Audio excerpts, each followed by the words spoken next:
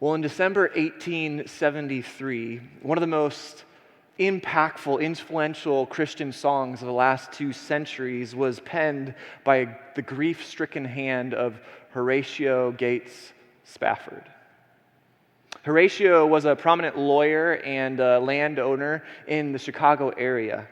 He was an elder in a Presbyterian church in the city, and in 1871, a couple years before he wrote this song, a massive fire ravaged downtown Chicago, burning countless buildings, disrupting life, rendering many people homeless. And as tragic as that fire was for the city and even for the Spafford family, that was not the instance in which he wrote this great hymn, "It Is Well With My Soul." Maybe you know it. When peace, I'm not going to sing, sorry. When peace like a river attendeth my way, when sorrows like sea billows roll, whatever my lot, thou hast taught me to say, it is well with my soul. 2 years after the fire, the Spafford family actually set out for a long holiday, a trip really to Europe, from Chicago to Europe in England, where their friend and also traveling evangelist D.L. Moody was going to be speaking.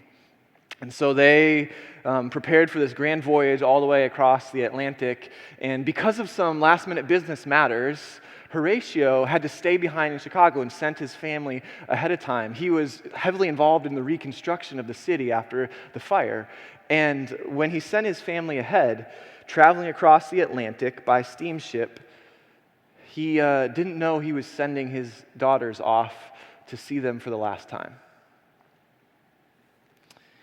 The vessel was struck by an iron sailing boat and sank to the bottom of the Atlantic within 12 minutes. His wife, Anna, was the lone member of his family that was spared, and she was found lying unconscious on a piece of driftwood. Now, the song does not justify the tragedy by any means. But there's something about the widespread appreciation of "it is well with my soul" that strikes, it hits this common thread in humanity's story. We live in a fearful world. And catastrophe probably won't strike your life quite like it did the Spaffords. Probably you don't need to have this kind of dramatic experience in your life in order to recognize that Christ can bring peace to your soul. Probably your experience in life will not be something like that. But fear will be your experience in life. It may not be that you need to, stay away from steamships. But there is something probably to the fact that you fear a job transition that's coming. Or perhaps the performance on a project that you're doing right now. Maybe it's you fear you'll never find that someone to marry. Maybe it's you fear that your marriage will not make it through troubled waters. Maybe it's you fear that financial hardship will come. Maybe it's you fear that there's unsafety, danger in your neighborhood. Fear is the common experience of us all. And despite the societal advances, whether it's from the days of steamships or the days of sailing boats like Jesus was riding on, these advancements that we have in the world serve only as veneers to some of the danger in the world. Sometimes we wonder if chaos is lurking around the next corner. Horatio immediately tried to reunite with his wife. Can you imagine? He immediately tried to get onto a ship and then cross the Atlantic, just like his family had done, to be with her again. And it's said that perhaps somewhere near the coordinates of the wreckage is when he went to his room and penned the words of this great hymn. It was the fourth stanza that actually caught my attention this week as I was reflecting on the song. It reads like this: "For me be it Christ hence to live. If Jordan above me shall roll, no pain shall be mine, for in death as in life, thou wilt whisper thy peace to my soul." You'll whisper peace to my soul. Friends, this is the setup of this whole section of Mark's gospel. Fear. Fear is the backdrop that spans 3 chapters worth of stories that the gospel writer is stringing one after the other to make an incredible point. And so, having sort of looked at the setup, what I want to do is sort of walk you through these stories and then ask the question, so what? What does this mean for us? So let's jump right into the scriptures. And I will just start reading, and then I'll keep reading, and then I'll keep reading, and eventually we'll make it through these chapters, okay? Check this out. This is Mark chapter 4, starting in verse 35. If you've got a Bible, open it up. If you've got an app on your phone, go ahead. We'll get some scrolling practice in today. All right, we're going to read. Here it is, Mark 4, verse 35. On that day, when evening had come, he said to them, "Let us go across to the other side." And leaving the crowd, they took him with them in the boat, just as he was. The other boats were with him. And a great windstorm arose, and waves were breaking into the boat, and the boat was already filling. But he was in the stern, asleep on the cushion. And they woke him, and they said to him, "Teacher, do you not care that we're perishing?" And he awoke, and he rebuked the wind, and said to the sea, "Peace, be still." And the wind ceased. And there was a great calm. And he said to them, "Why are you so afraid? Have you still no faith?" And they were filled with great fear. And they said to one another, "Who then is this, that even the wind and the waves obey him?" Who then is this, that even the wind and the waves obey him? That question, who is Jesus, is the focus of this book. It's a biography about him, but it's meant to answer the question, who was this man who lived and walked the earth? And the disciples are wondering at this moment, when they see yet a miracle that's probably grander than they could have imagined. They'd seen him heal, they'd seen him minister to others, and now they see him literally speak, and the storm stops. Who is this? What reveals his identity is far more than a teacher, and that somehow he has complete control over the natural world.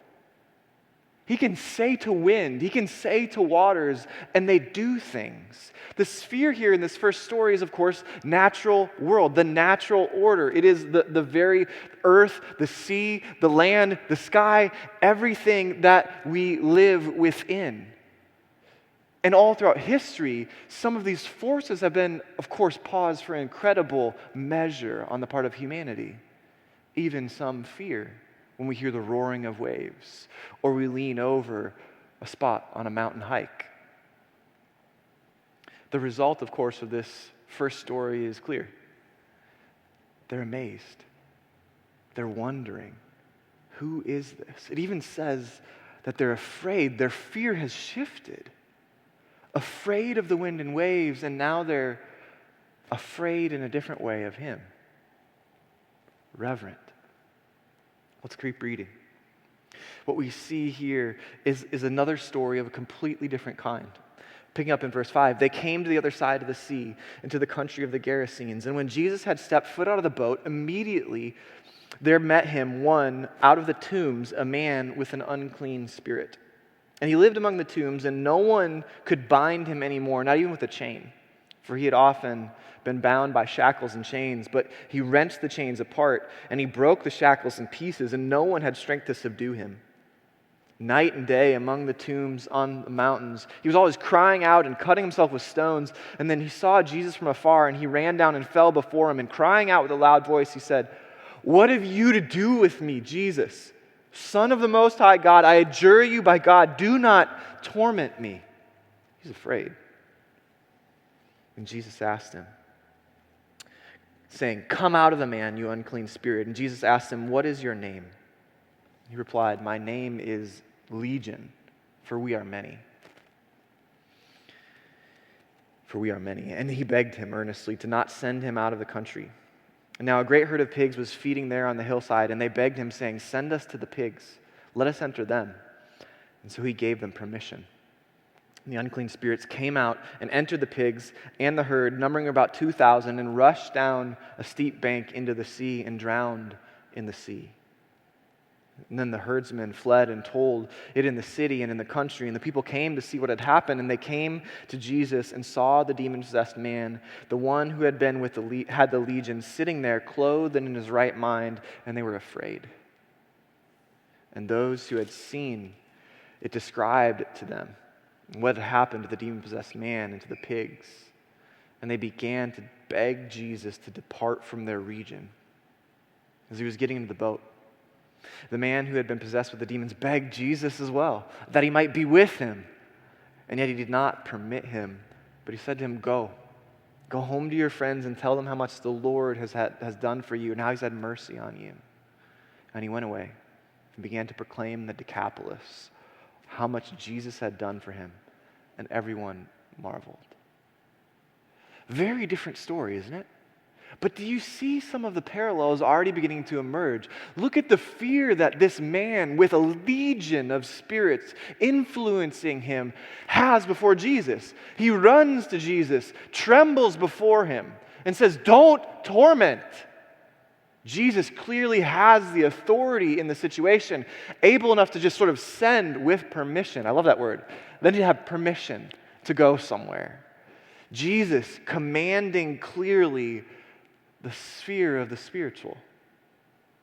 Here we have another story with a different location. You have the natural world with the wind and the waves, and now you have this sort of unseen and spiritual realm coming into play, asking Jesus and putting on display that he is the Son of the Most High God in the beginning of the passage, and then the Lord of mercy in the end of the passage. The result, if you just sort of look big picture at what's going on, is Jesus extends mercy. The man, all of a sudden, whom no one could subdue, is obedient in his right mind and takes a delegation to go send and preach the good news to the surrounding area. The flip is incredible. From chaos to sanity. Here's you see this repeated theme that when Christ enters chaos, all is made well. When he enters the storm and wakes from his sleep and the chaos that's raging around the boat, all is made well. And then when this man comes and he approaches a town and all is chaotic, Jesus comes and things are made well. And the people marvel. Yet some reject him. They say, Get away. And then some beg him, Can we be with you? And here again, the stories continue, piling on top of each other around the same themes. Look at verse 21. When Jesus had crossed again in the boat to the other side, a great crowd gathered about him. This is true wherever he goes. Flocks of people start gathering around him, and he was beside the sea. And then came one of the rulers of the synagogue, Jairus by name, and seeing him, he fell at his feet and implored him earnestly, saying, My little daughter is at the point of death. Come and lay your hands on her so that she may be made well and live. And he went with him.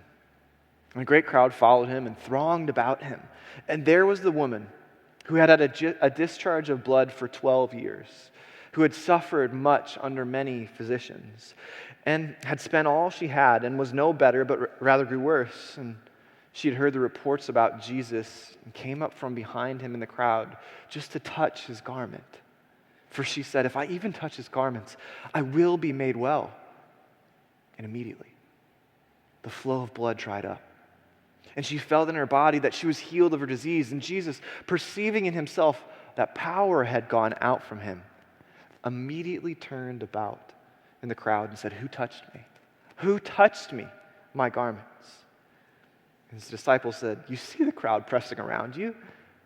How is it that you say, Who touched me? But he looked to see who had done it. And the woman, knowing what had happened to her, came in fear and trembling and fell down before him and told him the whole truth. And he said to her, Daughter, your faith has made you well. Go in peace. Do you see the themes? Fear and trembling. She falls down before him. Here again, you see Jesus operating in a completely different realm, right? We've seen the physical with all that's going on, the natural, all that's going on in the sea. We've seen the spiritual, all that's going on in this demon sort of influenced man. And then we see the physical, all that's going on in this woman's body, where she has been suffering physically for years and thinks, if I can only just touch him, I'll be made well. When Christ enters chaos, all is made well. She's afraid, having been found out. But Jesus is after her complete healing. Jesus is after her reinstatement in all of society. This isn't some private affair where she can touch a garment. Jesus wants to clear her name, heal her entirely. But there's also another daughter in the story. Jesus says in verse 34, "Daughter, your faith has made you well. Go in peace and be healed of your disease." But wasn't there another daughter? Yeah, while he's still speaking, there came from the ruler's house some who said, "Your daughter is dead. Why trouble the teacher any further?" Overhearing what they said, Jesus said to the ruler of the synagogue, "Do not," what's that word? "Fear. Only believe." And he allowed no one to follow him except Peter, James, and John, the brother of James. And they came to the house of the ruler of the synagogue, and Jesus saw commotion. People were weeping and wailing loudly, and Jesus entered and he said to them, "Why are you making such a commotion? She's not dead, but sleeping." And they laughed at him. And he put them all outside. And he took the child's father and mother and those who were with him, and he went in to where the child was. And taking by the hand, he said to her, "Talitha cumi," which means, "Little girl, I say to you, arise." Get up, honey. It's time to get up. And immediately the girl got up and began walking, for she was 12 years of age. And they were immediately overcome with amazement. And he strictly charged that no one should know about this and told them to give her something to eat. Not just disease in terms of the physical, but life and death itself, Jesus has authority over. They're amazed. And his word is to not fear, only believe. Now I've added one more story in, and you'll see in a minute here why. He went away, this is chapter 6, verse 1. From there, and he came to his hometown. And his disciples followed him, and one Sabbath he began to teach in the synagogue. And many who heard him were astonished, saying, "Where did this man get these things?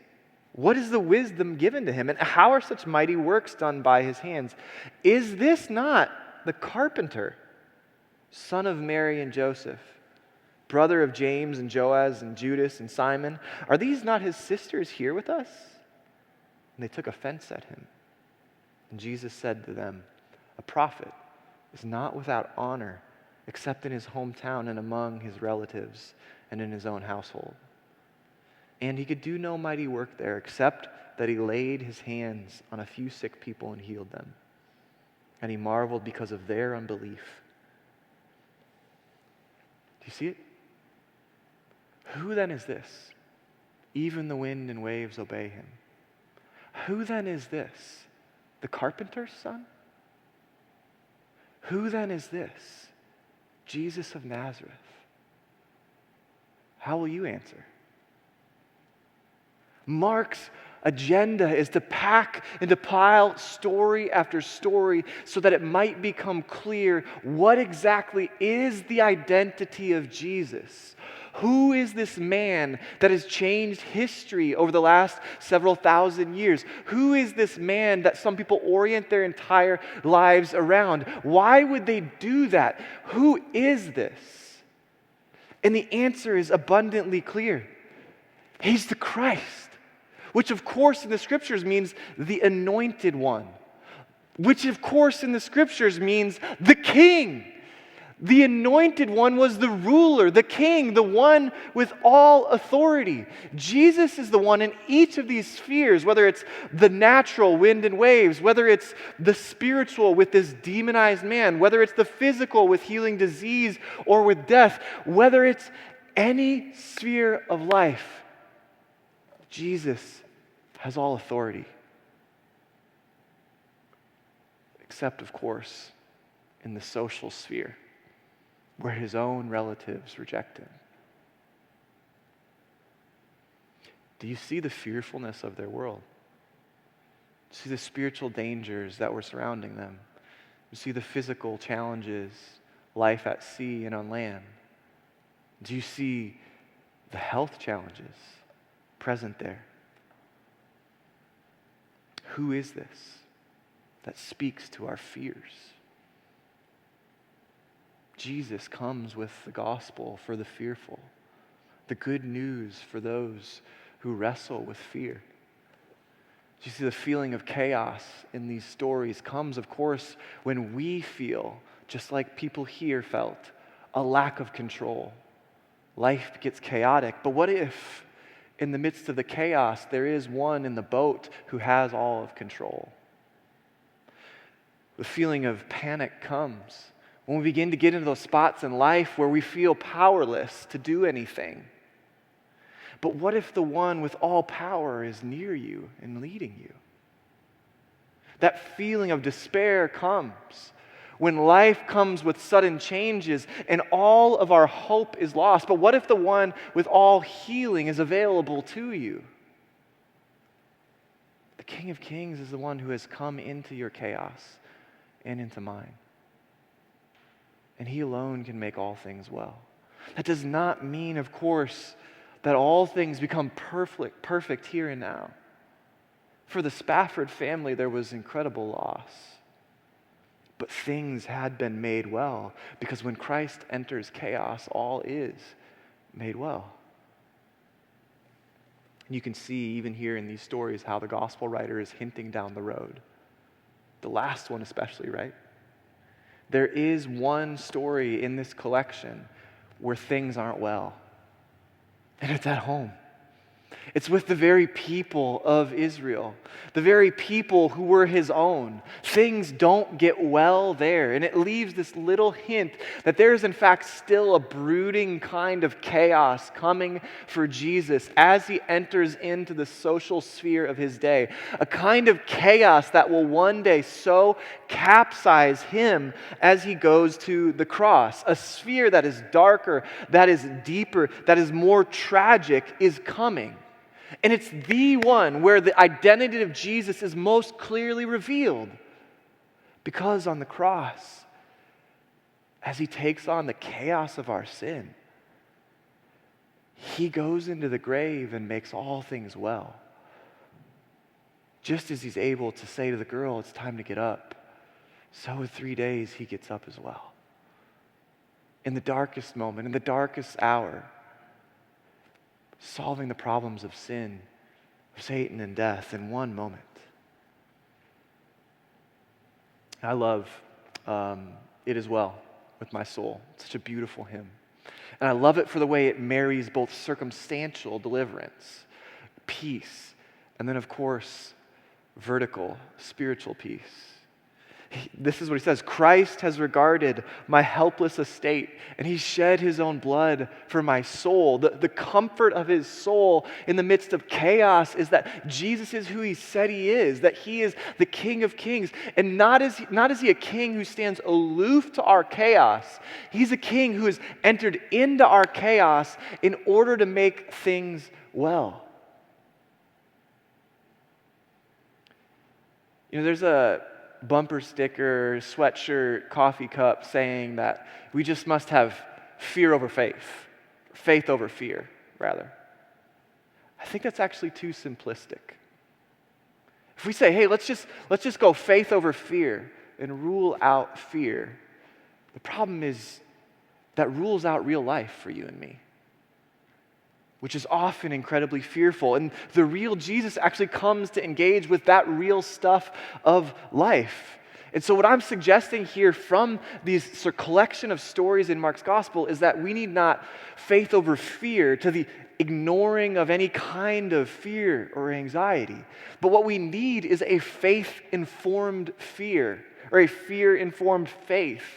We need a fear-informed faith that takes into consideration the challenges of our life, the chaos we experience, the despair we're tempted to, the disease and the challenges in our world, and says, I will let those drive me to faith. Because His control, His power, His authority is more formidable than your fears. Do you believe that Christ cares for you? He shows incredible care in these stories. Do you believe that He welcomes you? He stops the crowd for a moment with the one. Do you believe He sees you even now? Do you believe that Christ sends you? Think about this man, despite all he's done and despite all the damage he's given, this demonized man, Jesus has mercy and then sends. Family, put your confidence in Him today. If you put your confidence in Him today, you can come to Him. If you put your faith in Him today, you can go for Him. If you put your trust in Him today, you can be received by Him. But that trust is the key to you living with a fear-inspired faith, so that you grapple with the real stuff of life and put your rest and your hope in the Christ who can enter chaos and make all things well. Let's pray. Jesus, you did not ignore or gloss over the difficulties of our existence. You entered them fully. And where hope was gone, you inspired new hope. Where life was gone, you brought new life. Where order was gone, you restored what was right and sound. And we pray that you would do that for us here now in this place and in the things that are going on in our lives in this season. We come to you as the Anointed One, the one with all authority, able to calm our fears. And we plead with you, Jesus, to make things well. Would you whisper your peace into our souls, just as you did to Horatio Spafford so many years ago? Amen.